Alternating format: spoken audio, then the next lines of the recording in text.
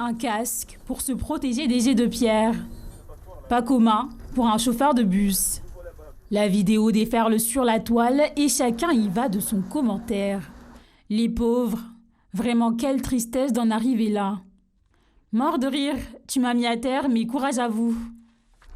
C'est devenu un rituel pour Madi Bouanali. Comme tous les jours, il met son casque avant de commencer le ramassage scolaire. Il démarre son service à 5 heures et part travailler la boule au ventre. Pour cause, les caillassages à répétition des transports scolaires.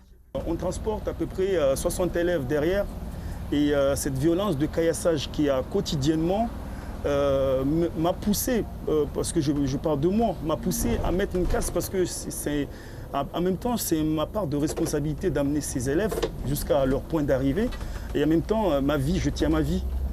Une décision assumée que les lycéens comprennent et prennent au sérieux. C'est tout à fait normal, c'est pour sa sécurité, au vu de ce qui se passe à Mayotte, des caillassages sur le bus un peu tous les jours. La première fois que je l'ai vu, j'ai été étonnée qu'une personne ait aussi peur de sa vie qu'il en vient là en fait. C'est après avoir subi une attaque en transportant des élèves vers Kahani il y a quelques semaines qu'il a eu le déclic. Des embuscades qui causent des dégâts matériels et physiques, mais aussi psychologiques.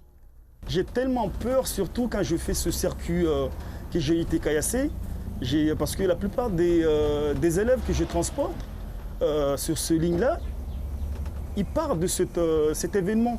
Et moi, dans mon poste de conduite, j'essaie d'être forte, mais à l'intérieur, je panique. Face à ce sentiment d'insécurité, l'homme de 36 ans se retrouve dans une impasse.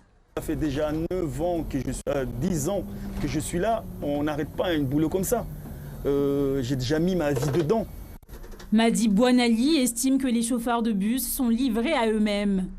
Il appelle les autorités compétentes à prendre des décisions plus fermes à l'encontre des caillasseurs.